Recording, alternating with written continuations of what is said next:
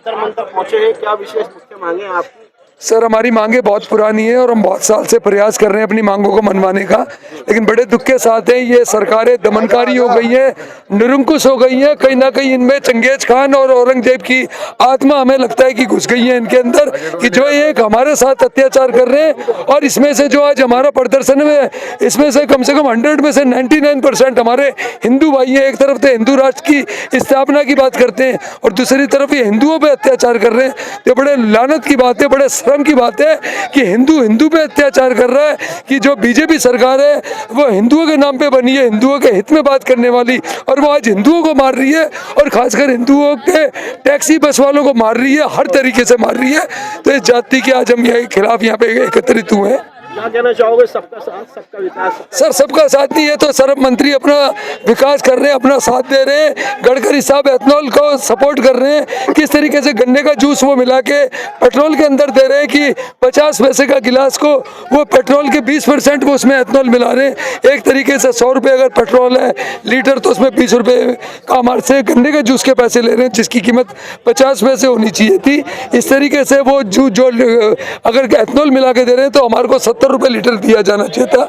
लेकिन आज हमारे पर जाती ऐसी पैनिक बटन घोटाला कर रहे हैं कि जो पैनिक बटन 5 रुपये का होता है वो कोई काम नहीं करता, लेकिन आज उसके हमारे से 10-10, 20-20 हज़ार रुपये ले जा रहे हैं। एक तरीके से हमारी जनता की कमाई से ये गडकरी साहब टोल रोड बना रहे हैं, लेकिन 120 की स्पीड से दौड़ा रहे हैं और हमारी ऑल इंडिया परमिट गाड़ियों की स्पीड 80 में कर रहे हैं। वो खुद विदाउट सीट बेल्ट वो गाड़ी में ट्रैवल करते हैं, लेकिन हमारे एक ड्राइवर का सीट बेल्ट न पहनने पे गाड़ी बाउंड हो जाती है, 1000 रुपये का चालान करते हैं। तो जो दोहरा मापदंड अपना रहे हैं, तो इसकी जो आवाज़ है आज अगर हमारी भारत सरकार नहीं सुनेगी, आदरणीय प्रधानमंत्री जी नहीं सुनेंगे, जिनको हमने ज्ञापन दे दिया, तो उनकी आवाज़ भगवान सुनेंगे। जल्दी हम इसकी कंप्लेंट श्री राम मंदिर, हनुमान मंदिर और यमराज की सब जगह देंगे कि भगवान जी इनकी सुनो, इनको बुलाओ ऊपर, इनको ऊपर की जरूरत है। आज इनको धरती की जरूरत नहीं, ऊपर है इनको। नहीं ज्यादा नहीं कह रहा मैडम, आज हमारा खून रो रहा है। हम कितने साल से, अगर आप मीडिया को देखो, कितने साल हो गए हमें पैनिक बटन, कितने हो गए हमें शर्म आती है। यहाँ पे हमें बड़ा दुख होता है कि हम हिंदुस्तान में पैदा हुए, हमें शर्म आती है कि हम किस बात पे कहें कि गर्व से कहें हम हिंदू हैं, काहे कि हम हिंदू हैं। हम तो एक मुस्लिम से भी ज्यादा ऐसा लगता है हम तो पाकिस्तान के अंदर रह रहे हैं। पाकिस्तान में भी हिंदुओं पे इतना अत्याचार नहीं जितना आज हमारे हिंदुस्तान के अंदर हिंदुओं पे इतना अत्याचार है। पैनिक बटन तो यात्रियों के लाभ के लिए है ना? पैनिक बटन सर 5 रुपए का पैनिक बटन का 10-10 हज़ार रुपए ले रहे हैं, और ये सब गडकरी साहब करवा रहे हैं, पूरे हिंदुस्तान में लागू कर दिया। हिंदू मुस्लिम इसलिए आ गया कि एक तरफ बीजेपी हिंदू राष्ट्र की बात कर रही है, जगह जगह हिंदू राष्ट्र की बात हो रही है, हिंदुओं के नाम पे वोट लिए जाते हैं, राम के नाम पे वोट लिए जाते हैं। एक आज राम की संतानों को तंग कराया जा रहा है। हम कौन है? हम राम की संतान है ना। तो आज हमारे पे अत्याचार करोगे तो अगली बार मैं आपके चैनल के माध्यम से कहना चाहता हूँ कि हम तो यमराज पे एप्लीकेशन लगाने जाएंगे कि यमराज जी आप इनकी सुनो, इनको बुलाओ, इनको वहाँ की जरूरत है। अच्छा सर, राघव चड्ढा जी हर मजदूरों की अरे राघव चड्ढा जी काहे का? राघव चड्ढा जी ने भी अत्याचार करा। अरे काहे की वो बात, जब आम आदमी पार्टी थी, जब उन्होंने अत्याचार करा, आज अपोजिशन में आ गए तो वो दूसरी बात कर रहे, वो भी ट्रांसपोर्टर की नहीं सुन रहे, न केजरीवाल सुन रहे, न राहुल गांधी। तो हमारा तो इस देश में से राजनीतिज्ञ से अपना हिम्मत और अपना विश्वास खत्म हो चुका है। ना राहुल गांधी, ना समाजवादी पार्टी है, सब नाम की पार्टी है, सब अपने अपने से वोट के माध्यम से ठगा गया है। ठग तो है ही है, ये ठगी तो हो ही रही है। हमारे साथ हो क्या रहा है? आज हमारे साथ अत्याचार हो रहा है। इतने साल हो गए, पूरे हिंदुस्तान को पता है कि ये पूरा पैनिक बटन घोटाला, जिसमें सचदेवा जो बीजेपी के अध्यक्ष है, जब अपोजिशन में थे, इन्होंने प्रेस कॉन्फ्रेंस करी कि आम आदमी पार्टी लूट रही है। आज तो रेखा गुप्ता की सरकार है, 1 साल हो गए, क्यों लूट रहे हो?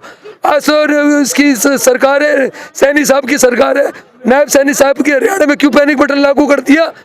तो ये प्रेस क्लब से सर ये बहुत चर्चाएं हो चुकी है, ये लूट को शॉट हो रही है। और पान सिंह तोमर का एक डायलॉग है कि जो डकैत होते हैं ना वो चंबल में नहीं होते। एक तरीके से वो डायलॉग फिल्म का है। पान सिंह तोमर बोला गया कि वो चंबल में तो बागी होते हैं, जो डकैत होते हैं विधानसभा और पार्लियामेंट में होते हैं। तो वो मेरे को लग रहा है ये सच्ची बात है। तमाम राज्यों में चुनाव है, जैसे बंगाल है, उत्तर प्रदेश है, तो क्या लगता है सर मैडम ये प्रभाव क्या पड़ेगा कि ये जो भी जितने भी पॉलिटिशियन है मैडम, सब अपने अपने फायदे की बात करते हैं, कोई ट्रांसपोर्टर की बात नहीं उठाता। मजबूरी पर समय भी वो तो बात नहीं करते, लेकिन आप लोग या आपकी एसोसिएशन क्या करेगी? नहीं तो हम तो इस बार चेंज करेंगे ना, बदलाव तो लाएंगे ना। हमारी आम आदमी पार्टी ने सुनी, ना बीजेपी ने सुनी, तो तीसरी ऑप्शन हम अपनी सरकार बनाने कहाँ लाएंगे जब हमारे जो आदरणीय शंकराचार्य को रेप के केस में अंदर कर दिया, तो हमारी क्या औकात है? आप ये सोचो ना, बड़े बड़े जो लोगों को अंदर कर देते हैं, तो आप जो विरोध करता है उसको अंदर कर देते हैं, उसको झूठे मुकदमे पर डाल देते हैं। आज मैं आपके मन से बोल रहा हूँ, हो सकता है मेरे पे झूठा मुकदमा डालते हैं, लेकिन मैं उस बात के लिए शहीद होने को तैयार हूँ, लेकिन मैं हार नहीं मानूंगा और अपनी आवाज उठाता रहूंगा। गलत के खिलाफ आवाज उठाना मेरा फर्ज है। के लिए गाड़ी की लिमिट है, लेकिन मंत्रियों के लिए नहीं है। कैसे फर्राटे से दौड़ते हैं? मंत्री साहब, ये गडकरी साहब ने 100 रुपए के जुर्माने को 1000 कर दिया, खुद विदाउट सीट बेल्ट घूमते हैं, खुद 120 की स्पीड में हाईवे पे घूमते हैं, हमारे को 80 की स्पीड में कर दिया। सभी मंत्री उनके पायलट इनसे पूछा जाए कि ये हमारी डीजल गाड़ियों को बंद कर रहे हैं, कभी इन्होंने जहाजों का पॉल्यूशन चेक करा? क्या हिंदुस्तान में सुप्रीम कोर्ट के बड़े बड़े जज नहीं रहते? कभी उन्होंने पूछा जहाजों की उम्र क्या है? कभी उन्होंने पूछा कि इनकी कितना पॉल्यूशन देते हैं? किसी के बाप में दम नहीं है यहाँ पे। सब मैं तो कहता हूँ कि हिंदुस्तान के अंदर हिजड़ों की सरकार बनानी चाहिए, क्योंकि जो आदमी है ये तो अपने बेटों का पालन पोषण कर रहा है। मैं तो सच्चाई कह रहा हूँ, हिजड़े होंगे कम से कम अपने बच्चों के बारे में तो नहीं सोचेंगे, वो देश की जनता के लिए सोचेंगे। वो भी लोग भी प्रतिनिधित्व लेकिन ये क्या कर रहे हैं? अपने बच्चों को फायदा उठा रहे हैं, बड़ी बड़ी कंपनियां खोल रहे हैं, अपने बच्चों को टिकट दिला रहे हैं। तो मैं तो कहता हूँ हिजड़ों की सरकार हिंदुस्तान के अंदर बननी चाहिए। गडकरी साहब आपके लिए कुछ नहीं कहे। गडकरी साहब तो अत्याचार कर रहे हैं। गडकरी साहब क्या कर रहे हैं? उन्हें तो देश का सबसे अच्छा नेता माना जाता काय का अच्छा नेता बना रहे, जो गन्ने का जूस मिला के हमें पेट्रोल में मिला के दे रहे, तो काय के अच्छे नेता है? है। बात समझ नहीं आ रही है। गन्ने का जूस, एथनॉल के नाम पे गन्ने का जूस मिला के दे रहे, मक्के का जूस मिला के दे रहे। अगर देना है तो तुम अपने महाराष्ट्र के किसानों को वो तेल बेचो ना, जिन महाराष्ट्र के किसानों से गन्ना ले रहे हो, जिस महाराष्ट्र के किसानों से आप तुम मक्का के दाने दे रहे हो, उन्हीं को वो पेट्रोल वापसी बेच दो।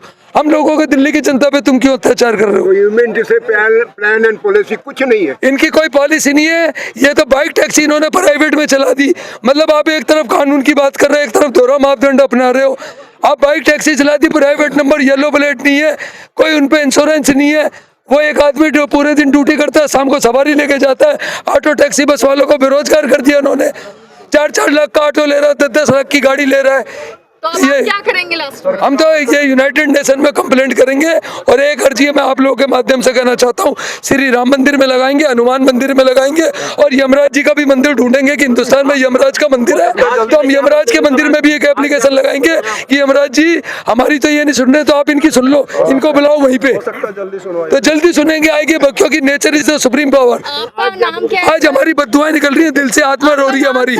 संजय सम्राट है मेरा अध्यक्ष हूँ, मैं Delhi taxi tourist transport association का। सर आप कुछ कहेंगे?